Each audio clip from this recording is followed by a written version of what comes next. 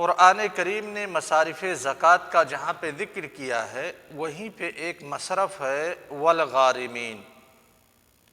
غارمین کا مطلب قرض لینے والے۔ قرض کی بحث آپ اس سے پہلے پڑھ چکے ہیں، مداینہ کی، جو کہ موارد مالیہ مشروعہ میں سے ایک ہے۔ پڑھ چکے ہیں نا مداینہ کی بحث؟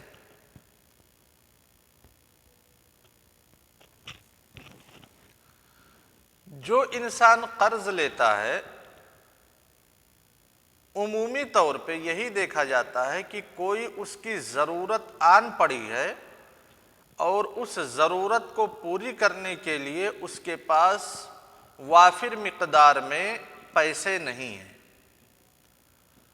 لہذا وہ اپنے معاشرے میں جس کو جانتا ہے، جس کو پہچانتا ہے، اس سے قرض کا مطالبہ کرتا ہے کہ آپ ہمیں قرض دے دیجئے، ہم کچھ دنوں کے بعد آپ کو واپس کر دیں گے، اپنی ضرورت کی تکمیل کے لیے۔ اور ضرورت جب کہتے ہیں یا ضروری چیز کی تکمیل کے لیے جب ضروری بولا جاتا ہے تو مطلب یہ ہے اگر اس کا وہ کام نہیں ہوا تو یا تو اس کے مال، اس کے عقل، اس کے دین، اس کے نفس یا پھر اس کی عزت، ان پانچوں چیزوں میں سے کوئی نہ کوئی چیز متاثر ہوگی۔ سمجھ میں آ رہی ہے بات شباب؟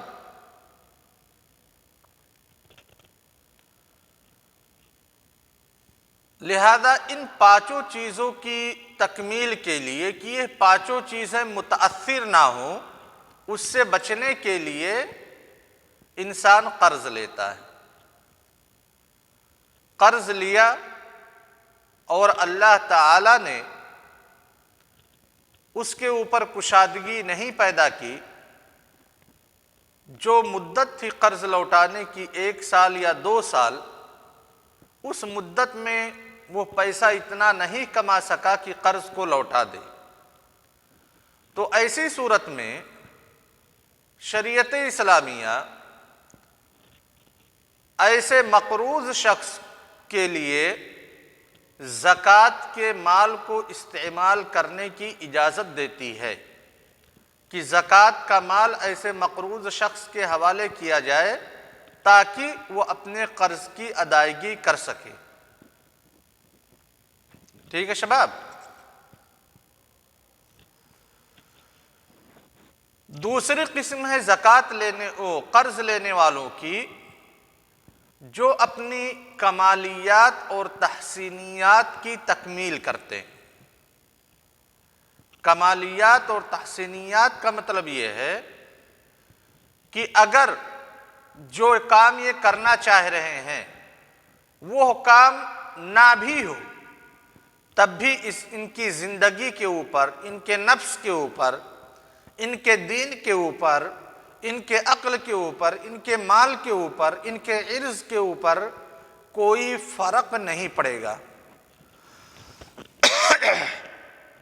یعنی اگر وہ جو چیز یہ کرنے کی پروگرام کر رہے ہیں اگر وہ چیز نہ ہو تو ایسا نہیں ہے کہ یہ ہلاک و برباد ہو جائیں گے۔ سمجھ گئے شباب؟ اس کو کہتے ہیں کمالیات۔ اس کی ایک مثال دے دیتے ہیں، جیسے کپڑا پہننا۔ کپڑا پہننا یہ ضروریات میں سے ہے۔ کپڑا انسان پہنے گا تو اس سے ستر پوشی ہوگی نا۔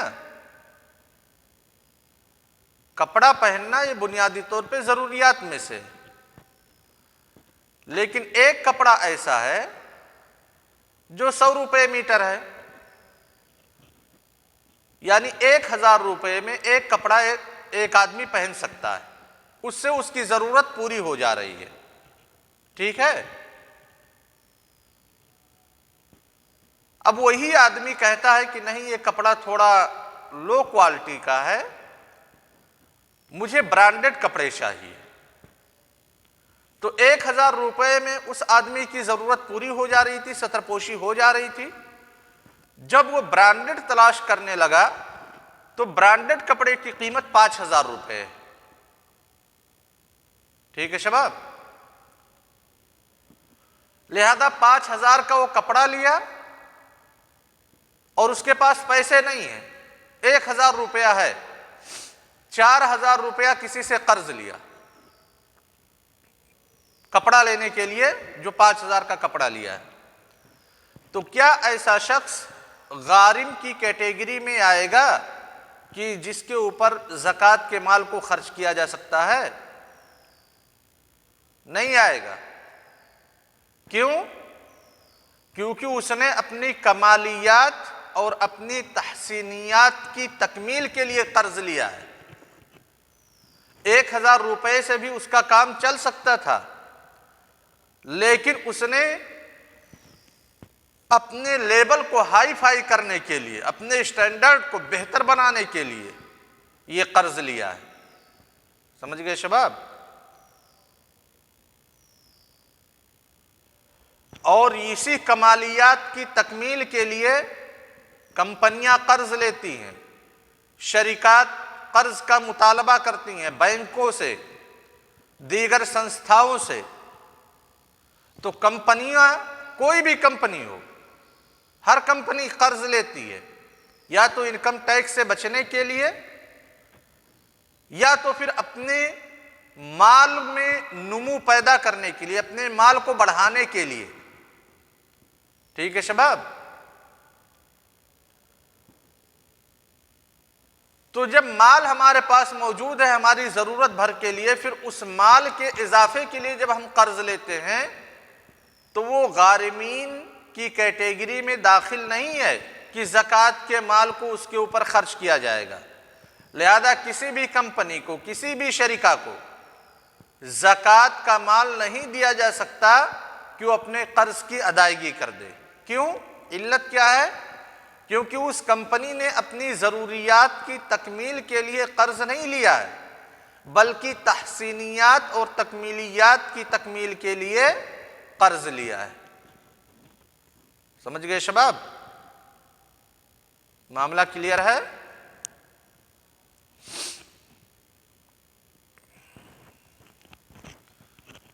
آج کے درس کی طرف منتقل ہو جائے۔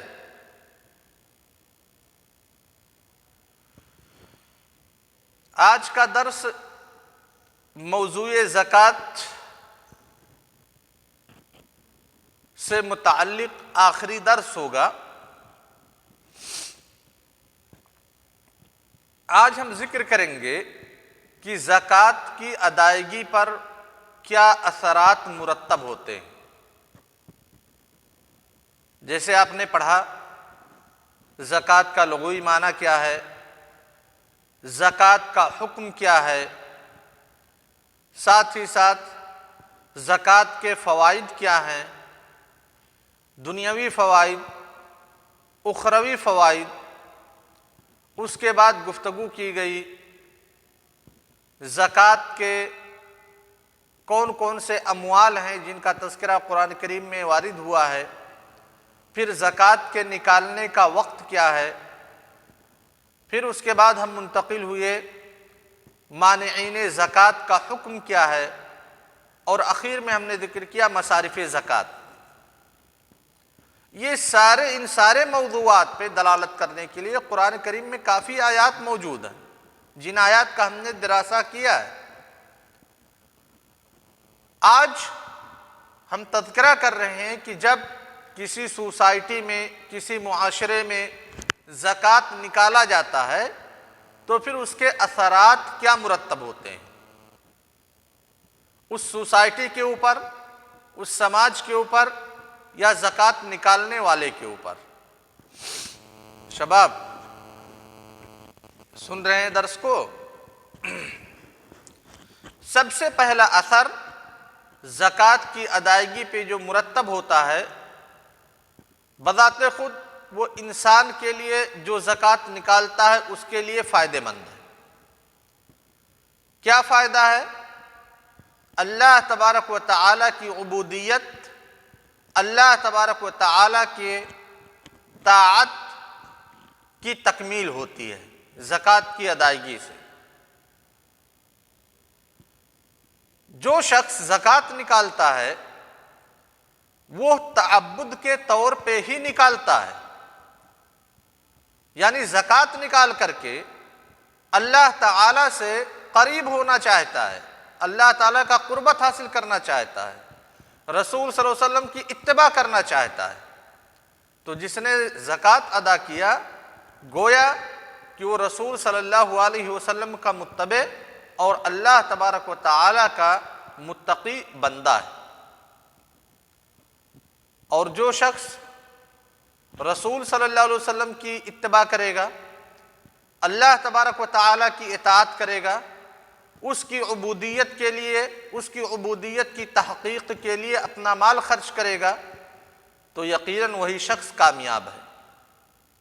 اللہ تبارک و تعالیٰ ارشاد فرماتے ہیں سورہ احزاب کے اندر، وَمَن يُطِعِ اللَّهَ وَرَسُولَهُ فَقَدْ فَازَ فَوْزًا عَظِيمًا۔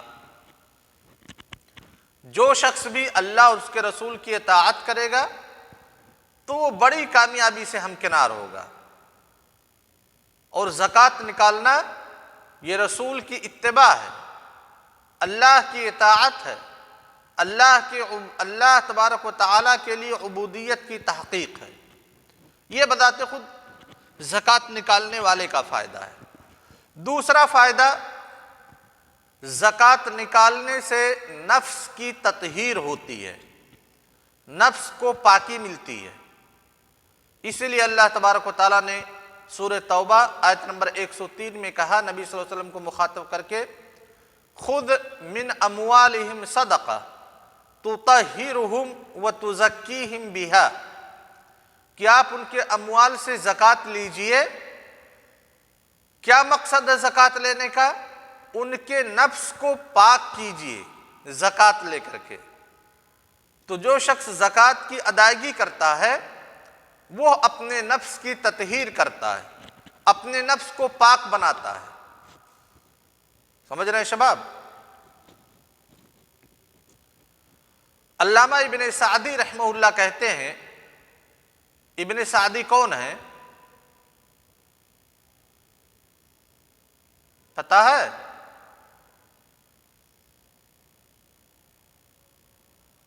شباب،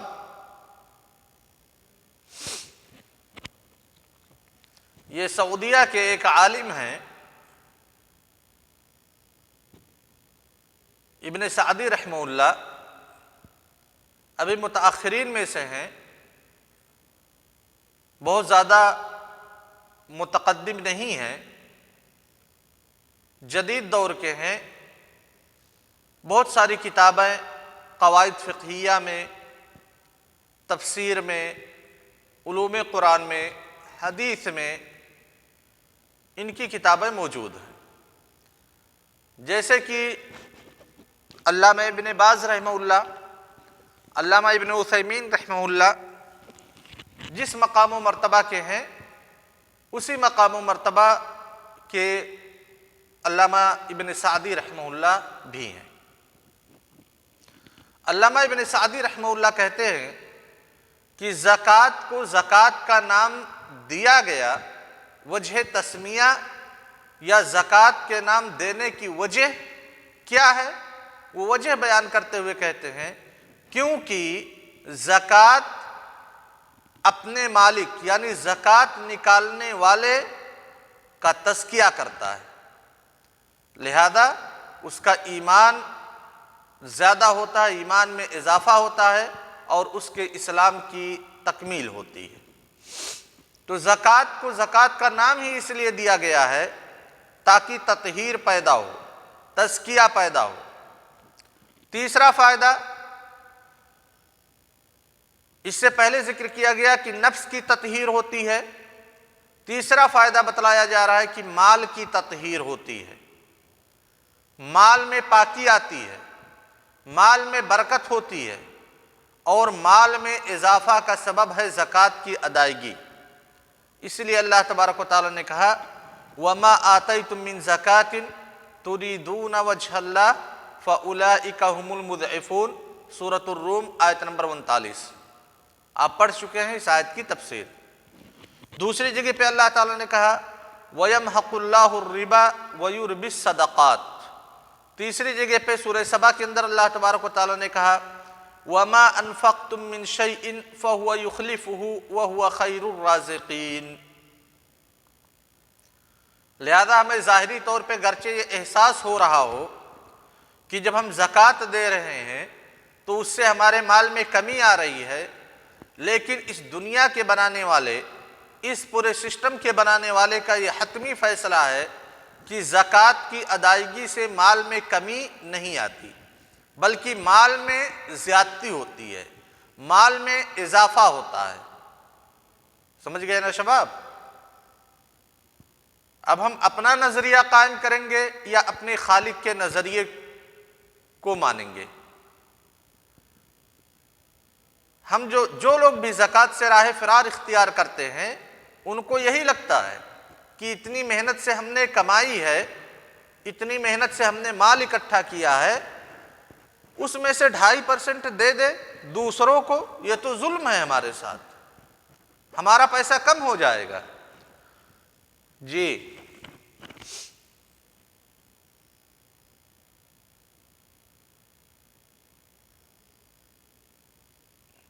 تو جو لوگ نہیں پڑھے لکھے ہیں، ٹھیک ہے،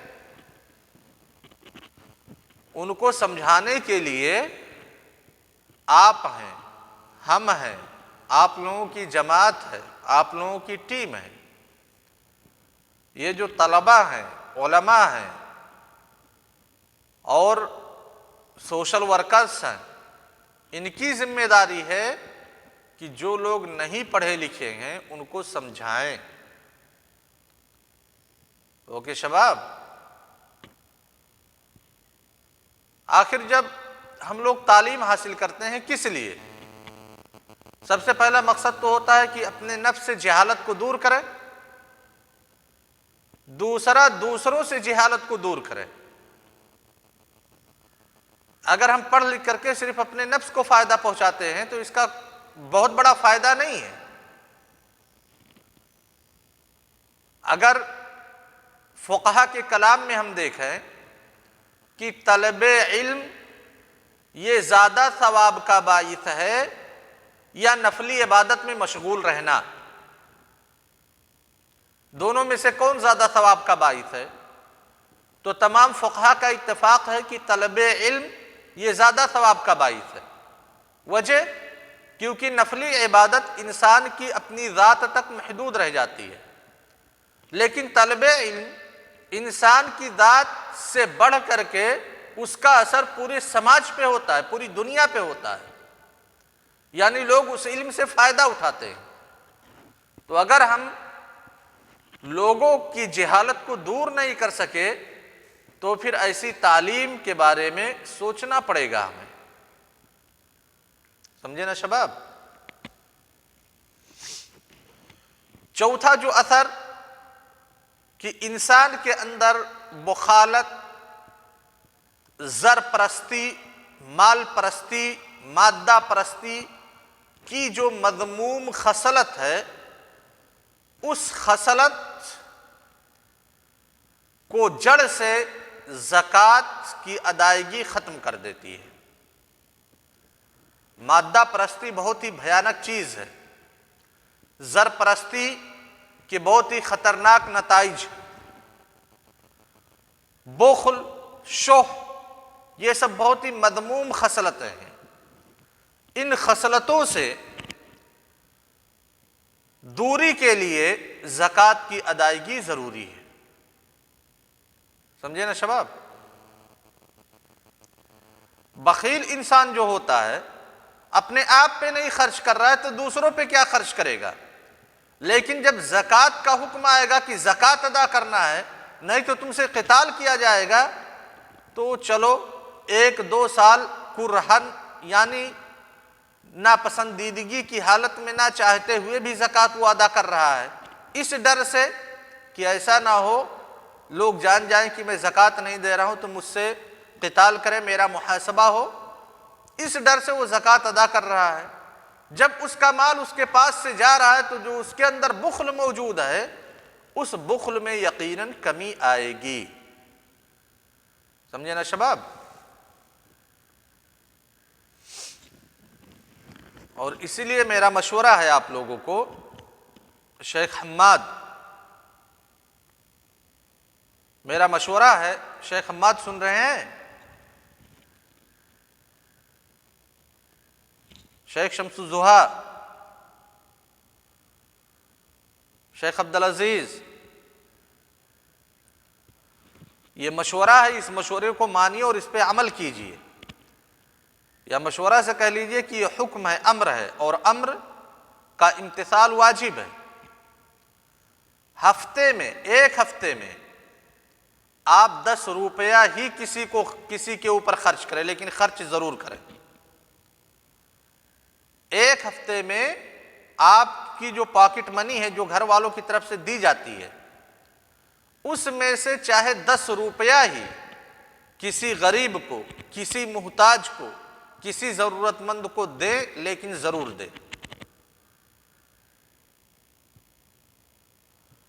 جب آپ کسی ضرورت مند کو 10 روپیہ دیں گے، ٹھیک ہے شباب، ہفتے میں ایک دن کوئی ضرورت مند آپ کو دکھائی دیا، آپ اسے دے دیے، تو پھر آپ کے دل کے اندر، آپ کے نفس کے اندر جو اپنے مال کی محبت موجود ہے وہ محبت بہت جڑ نہیں پکڑ پائے گی کہ جب آپ کی شادی ہو، اپنے بال بچوں پہ خرچ کرنا ہو، تب آپ سوچیں کہ یار اتنا پیسہ میں خرچ کر رہا ہوں، سب بیکار جا رہا ہے. اگر آپ اپنے دل سے مال کی محبت کو نہیں نکالیں گے تو آپ یقین جانیے آپ اپنی بیوی کے اوپر بھی خرچ نہیں کر پائیں گے، اپنے نفس کے اوپر بھی نہیں خرچ کر پائیں گے، اپنے بچوں کے اوپر نہیں خرچ کر پائیں گے، اپنے والدین کے اوپر بھی خرچ نہیں کر پائیں گے. ٹھیک ہے شباب؟ اس لیے چاہے ہفتے میں 10 ہی روپیہ کسی کو ڈونیٹ کریں، کسی کو تبرع کریں یا کسی کی مدد کریں 10 ہی روپے سے، لیکن ضرور کیجیے تاکہ جو دل کے اندر مال کی محبت ہے، بخالت ہے، وہ دور ہو جائے. وصلی اللہ علی نبینا محمد وعلی آلہ وصحبہ وسلم. السلام علیکم ورحمۃ اللہ وبرکاتہ.